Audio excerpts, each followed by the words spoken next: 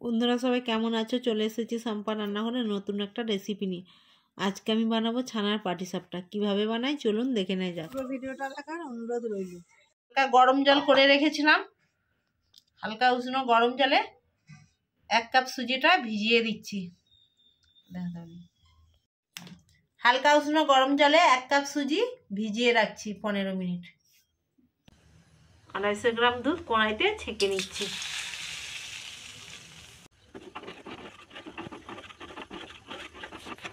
দুধটা ফুটিয়ে ফুটিয়ে ছানা তৈরি করে নেব। বন্ধুরা দেখুন, দুধটা ফুটিয়ে ফুটিয়ে ছানা তৈরি করে নিচ্ছি। ছানাটা তৈরি হয়ে গেছে।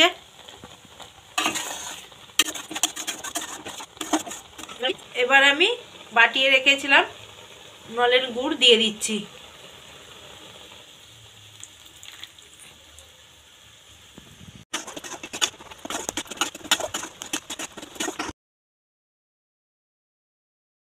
ছানা তৈরি হয়ে গেছে, নামিয়ে নিচ্ছি।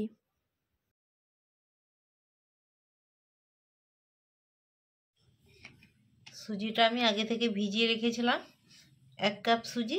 এবার 1 বাটি পরিমাণে ময়দা দিয়ে দিচ্ছি। ছানার পাটিসাপটা বানাবো। স্বাদ মতো নুন দিয়ে দিচ্ছি।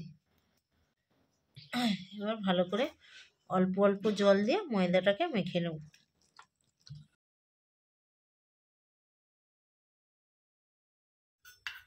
কড়াইতে সাদা তেল দিয়ে দিচ্ছি। পাটিসাপটার জন্য কড়াইতে সাদা তেল দিয়ে দিয়েছি। কড়াইতে সাদা তেল দিয়ে ব্রাশ করে নিয়েছি।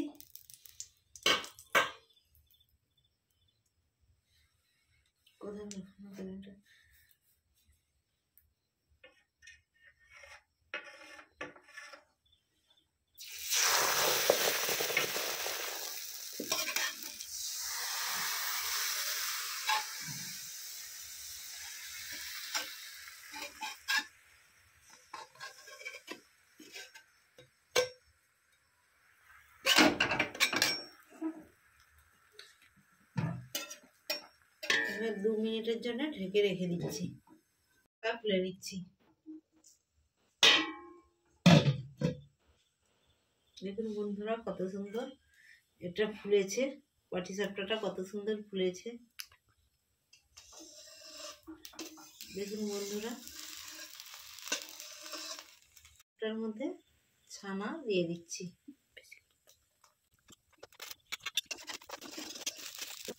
ছানার পাটিসাপটাটা হয়ে গেছে, এবার তুলে নিচ্ছি।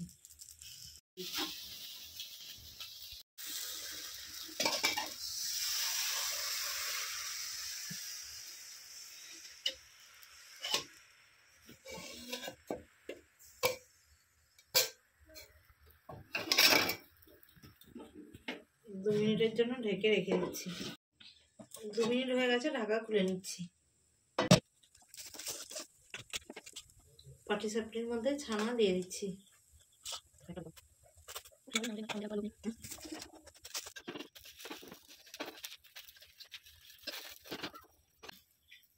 পাটিসাপটাটা হয়ে গেছে, এবার নামিয়ে নিচ্ছি।